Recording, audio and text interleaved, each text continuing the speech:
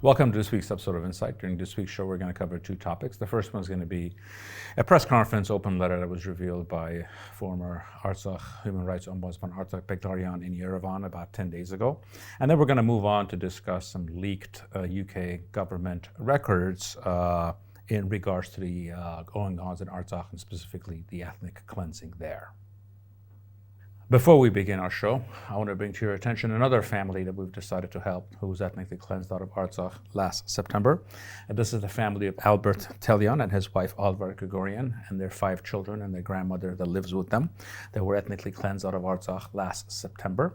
Now they are living in the Matsrik village of Vartenis, and they've been provided a home by the Paros Foundation. And what we have decided to do is to do a fundraising drive to help them furnish their home. The total cost of it is around $4,500. And the donation link would be in part of the description, part of this video. So I'm going to ask you to join us in helping this family. And on this Easter week, let's give them a chance at a real resurrection in their new life. About 10 days ago, there was this press conference and an open letter that was released by Artak Beglaryan, who happens to be the former Human Rights Ombudsman from Artsakh. This was in essence in response to the Prime Minister's question and answer session in which he was discussing the ICC filings. This is the International Criminal Court that Armenia joined last year in regards to if Armenia is going to file genocide charges against the regime in Baku for the crimes that they committed last September and before in Armenia in 2022. And in essence, the Prime Minister said if there's going to be a peace agreement and everyone's willing to abide by it and that both sides will drop their legal cases, that he would consider that. Obviously, what he's essentially saying is that the ICC filings are a political tool that he's willing to use or not to use. In response to this, Artak Beglaryan held a press conference and some of the points that he went over. But before we get to his points, one of the things that people need to understand is the way ICC works, it is not simply states that do filings, it is individuals and aggrieved parties. So essentially people from Artsakh can do the filings on their own regardless of what any state does. But going back to Mr. Beglaryan's message, and there's about 6 or 7 primary points that he made, and we'll go over them. The first one he said is a statement like this coming from the highest levels of authority in this government are entirely unacceptable. Then he moved on to talk about this is the strategic aim of the lawsuit is to hold them accountable for the international crimes that they committed against the people of Artsakh. Third is to achieve a stable and lasting peace, as well as preventing new Azeri aggressions. It is important to actually go through with these filings to uphold international law and to defend the rights of people whose rights were violated. Then he moved on to make a point that the Azeri government has perpetuated a very systematic, deep-seated racist program against Armenians that extends not only just to the Armenians of Artsakh, but to Armenians in Armenia and the diaspora. He also attacked the government, what he called the one-sided policies of this government in just constantly making concessions to the regime in Baku with the futile hope of achieving peace. And he said that any attempts to withdraw these lawsuits will actually legitimize their policy of hatred and essentially have them benefit from this campaign of vile racist hatred that they've been running for so many years against Armenians all over the world. When you sit back and you analyze the things that Mr. Beglaryan said, I wouldn't say I agree with everything that he said, but fundamentally and on the bigger issues, he's correct. When you're looking at this issue, there's actually 2 sections to it. As far as do we file with ICC or we don't. There's the moral one, and then there's the very practical, everyday political one. On the moral one, it's very simple.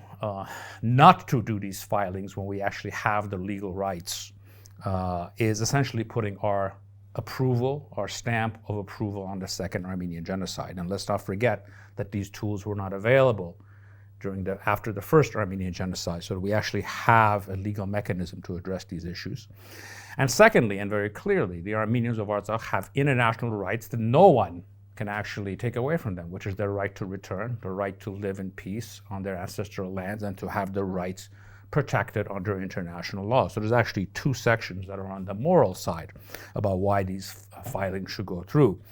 When we move on to the practical and strategic side, I think all of this starts with an understanding that should be the basis of all our actions, which is there's not going to be a peace agreement. The regime in Baku will never sign anything for reasons that we've repeated countless times before. The regime can't survive without an Armenian enemy. And we're at best in for a period of a long, cold peace. So in that context, whatever our open tactics are or our intentions are, the actual intent of our policy as far as the regime in Baku is concerned, there's three things. It's criminalization, delegitimization, and three, marginalization. And the ICC filings is really the first or at the heart of getting to any of these three goals. In closing this section, I think it's important to understand that not putting the rights of the people of Artsakh as an agenda for the Armenian government is actually a huge strategic mistake outside of the morality of it. Because the more we're talking about the criminality that happened last year, the more we're talking about their rights, their right of return, and the ethnic cleansing, the crimes that were committed last year, the harder we make it for the regime to carry out further aggressions. And from a very practical point of view, from just the raw politics of it, if the discussions at the table is about the rights of people in Artsakh, then we're actually talking about things that we want to talk about and not talking about the things that the regime in Baku wants to talk about. Now let's move on to the second topic of the week, which is the leaked government memos that came out in regards to the British role in the ethnic cleansing in Artsakh. What these memos are is it's a memo from the UK government to UK businesses urging them to seek contracts with the Aliyev regime, contracts within Artsakh and the ethnically cleansed areas of Artsakh and areas surrounding it. Obviously, the UK elite have a long history with the Aliyev regime and vice versa. We know, for example, that the Aliyev family itself owns more than $600 million in properties in London alone.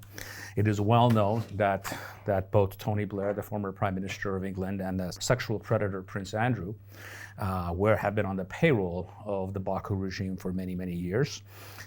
Most recently, last year, it was actually the UK mining interest that had gotten a license to operate the mines inside of Artsakh, which supposedly led to the phony environmentalist blockade that started in December. Part of this was to essentially hand those mines over to British interests. All of this brings us to the much broader UK-US role, especially their position on the Security Council on the events of last year.